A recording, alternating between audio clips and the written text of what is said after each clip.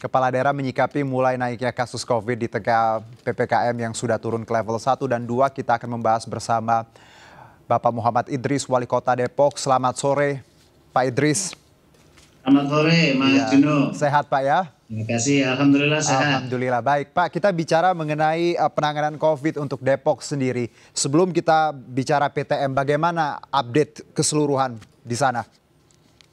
Update keseluruhan Depok sebagaimana kita ketahui masih dalam level 2. Kasus konfirmasi komunitas tingkat 1 itu 6,10 per 100.000 penduduk per minggunya. Yang rawat inap, mohon maaf ya, yang masih penambahan kasus, maksud kami penambahan kasus baru waktu ada 15 kasus. Total kasus konfirmasi sekota Depok sejak awal sampai sekarang ada 105.511 kasus. Kasus sembuh 103.174 pasien atau yang warga, sehingga ada 97,79% yang sembuh. Kasus konfirmasi yang aktif pada saat ini ada 180 pasien yang positif, yaitu 0,17%. Ini rata-rata mereka isolasi mandiri. Baik. Seperti itu Mas, secara umum progres dari Kota Depok. Jadi ada di level 2 ya Pak ya untuk saat ini ya? Iya, level 2 karena memang vaksinasi kita sesuai dengan catatan dari di pusat ini belum 70%. Baik, kalau bicara mengenai PTM Pak di sekolah, ini juga disoroti ada beberapa klaster sekolah. Bagaimana Anda dan teman-teman di Depok menangani ancaman klaster sekolah ini? Ya, kami melihat setelah kita lakukan mitigasi bahwa PTM terbatas ketika ada kasus ini tidak menjadi faktor satu-satunya. Baik. Tapi memang banyak faktor ya.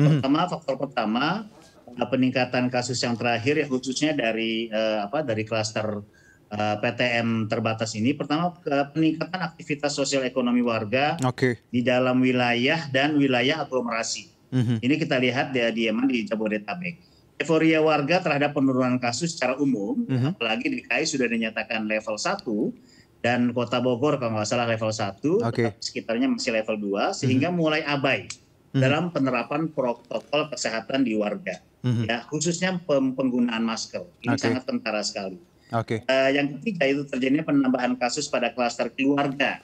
Jadi warga Depok yang bekerja di luar Depok, ini ketika ada kasus dari sang ayah misalnya, nah ini tanpa terasa bahwa anaknya OTG misalnya dan dia diperbolehkan sekolah karena tidak diswab oleh keluarganya. Dan ini yang menyebabkan penyebab awal kemarin itu terjadi kasus klaster PTM terbatas. Jadi sebenarnya dari seorang ayah dan anak terus sampai di sekolah ini sudah ratusan yang kita lakukan swab untuk kita tes untuk kita mendapatkan hasil yang sampai sekarang memang belum semuanya. Jadi dari hasil swab bukan PTM atau klaster sekolah ini terkadang tadi ya Pak ya bukan terjadi di sekolah tapi ketika anak-anak tadi mendapati mungkin dari keluarga, dari luar sekolah karena kita tahu mobilitas memang tadi Anda sebutkan sudah cukup meningkat di wilayah aglomerasi. Lalu bicara penanganan Pak untuk sekolah-sekolah yang memang terdapat klaster ini, apakah treatmentnya ditutup sementara atau seperti apa Pak Idris?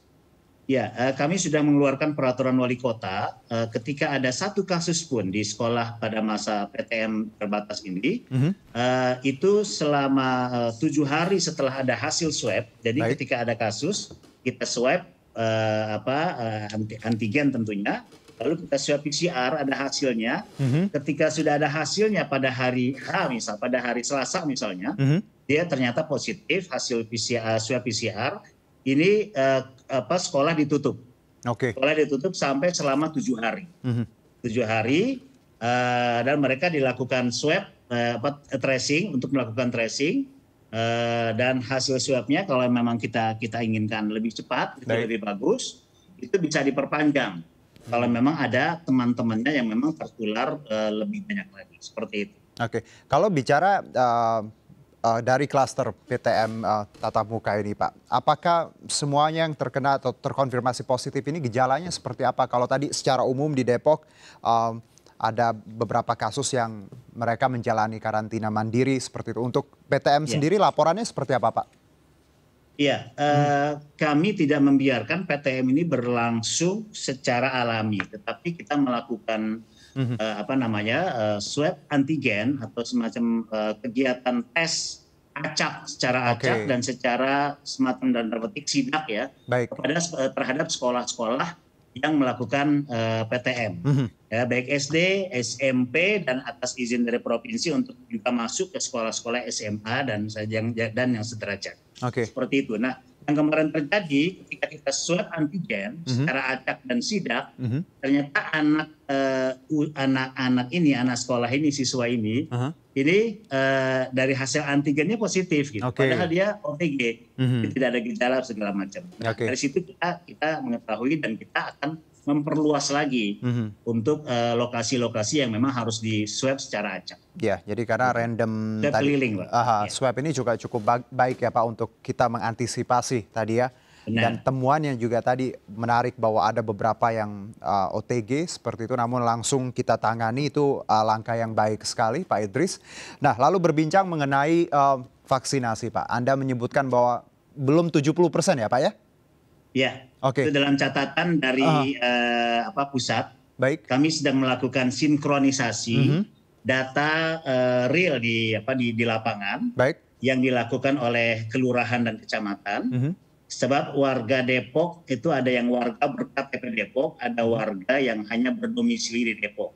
Itu semua kita lakukan vaksin kepada mereka, walaupun belum berKTP Depok, seperti itu.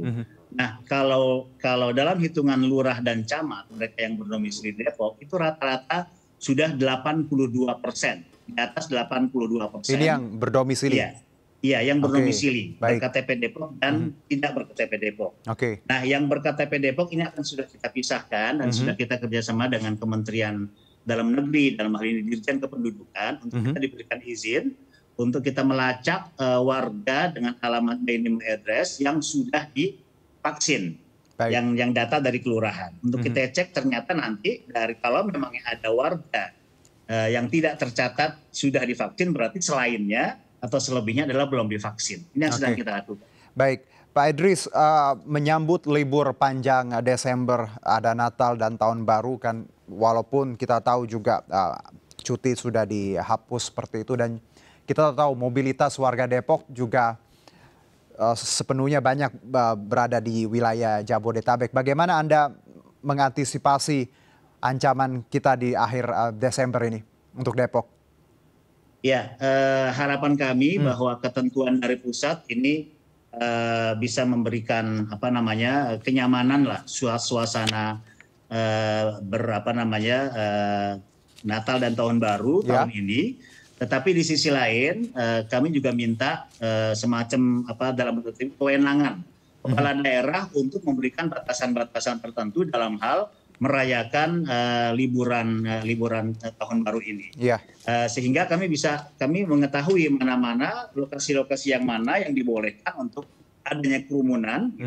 Kalaupun memang adanya kerumunan itu misalnya di kelurahan-kelurahan yang sudah 0 kasus misalnya, seperti itu, karena sudah ada sekitar 32 kelurahan dari 63 kelurahan di Kota Depok sudah 0 kasus. Nah, ini juga jadi pertimbangan kami untuk melakukan memantau kegiatan-kegiatan di kelurahan-kelurahan di seluruh Depok. Jadi harapan kami ada sedikitlah kewenangan kepala daerah untuk memberikan batasan-batasan tertentu tentang masalah liburan Tahun Baru.